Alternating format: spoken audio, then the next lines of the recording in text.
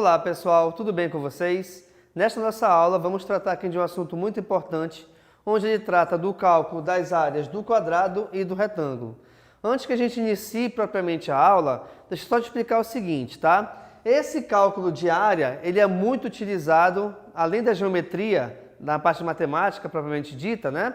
No nosso dia a dia para calcular, de repente, a necessidade de você ter que pintar uma parede, a necessidade que você tem de repente, cimentar um chão ou algo parecido, tá? Então, esse cálculo de área te ajuda justamente nisso.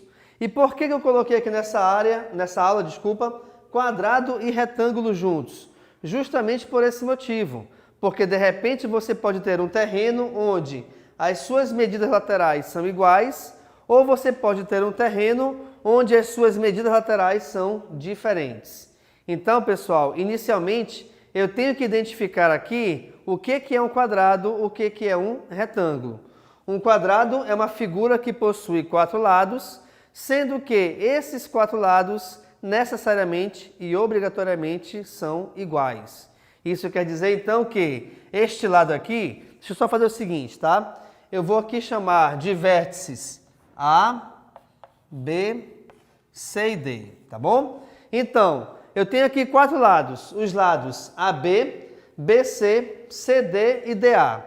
Se eu estou tratando de um quadrado, isso quer dizer que esses 4 lados são iguais em medida.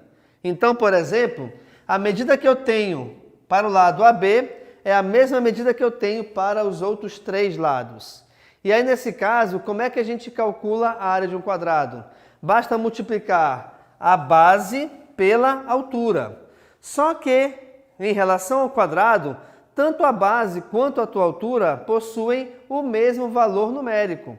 Então, basta você fazer o quê? Você pegar a área e multiplicar o lado por ele mesmo. Multiplicando um valor por ele mesmo é o mesmo que você pegar esse valor e elevá-lo ao quadrado. Então, por exemplo, vamos supor que esse lado tenha medida igual a 3 metros. Bem, se esse lado BC tem uma medida igual a 3 metros, isso quer dizer que os outros 3 lados, todos eles possuirão como medida também igual a 3 metros. Logo então, já que eu quero calcular a área desse quadrado, a gente vai fazer o seguinte. Como cada lado é igual a 3, eu vou calcular a potência de 3 ao quadrado. Lembrando que, se eu tenho 3 ao quadrado, é a mesma coisa do que multiplicarmos 3 vezes 3. Até porque, pessoal, o expoente 2 me garante que eu tenho que pegar essa base, repeti-la 2 vezes e resolver a multiplicação entre elas. Portanto, 3 vezes 3 é igual a 9. Nesse caso, como eu já te afirmei que a medida está em metros, automaticamente a área deverá ter a unidade elevada ao quadrado. Essa é uma outra característica muito importante que você tem que sempre analisar ao calcular a área de qualquer figura, não somente de quadrados e retângulos. Como assim? Primeira coisa, é importante que você tenha todos os lados com a mesma medida, a mesma unidade de medida, na verdade. Aqui nesse caso, os 2 lados estão referentes a metros. Bem, se os 2 lados estão referentes a metros, o meu resultado final também será em metros. Mas, detalhe, como estamos calculando a área, e aqui o expoente é 2, porque eu estou multiplicando 2 medidas, a nossa unidade do resultado final também deverá ser elevada ao quadrado. Então, metro vezes metro me dá metro ao quadrado. Por isso que a nossa área, neste exemplo, equivale a 9 metros ao quadrado. Bacana? Agora vamos analisar aqui o retângulo. O retângulo, para que a gente possa calcular a sua área, a ideia é a mesma do quadrado. É multiplicar base pela altura. Só que aqui, pessoal, até mesmo pelo desenho, a gente consegue identificar que os 4 lados não são iguais. Então, vou fazer aqui de novo a nomenclatura dos vértices. Eu tenho A, B, C e D. Os 4 lados não são iguais, mas qual é a principal obrigação do retângulo? É que os lados opostos Esses sim têm que ser iguais. Como assim lados opostos? Esse lado de baixo tem a mesma medida do lado de cima, obrigatoriamente.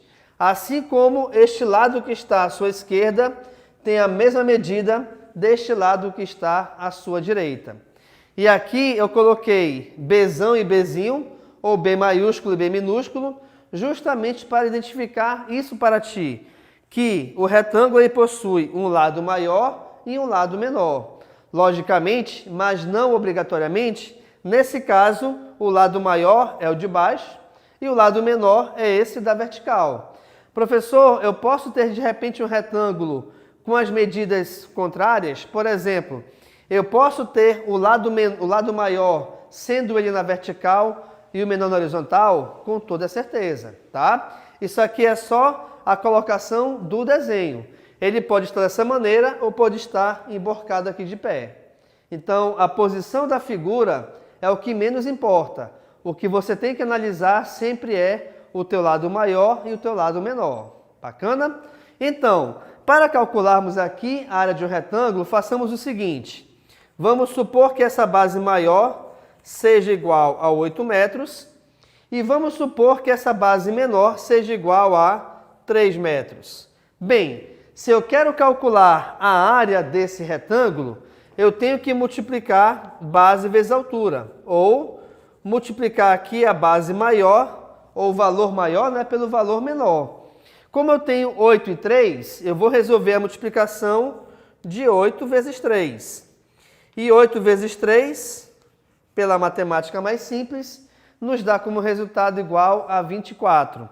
Como os dois valores estão com unidades de medida iguais em metros, então o nosso resultado será 24 metros quadrados.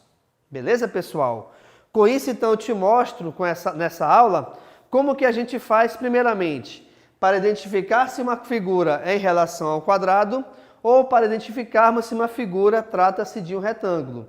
E também, além disso, nós vimos como devemos fazer para calcularmos a área de um quadrado e a área de um retângulo, onde, nesses dois exemplos, basta multiplicarmos o seu valor numérico na horizontal e o seu valor numérico na vertical. Belezinha? Então, muito obrigado e tchau.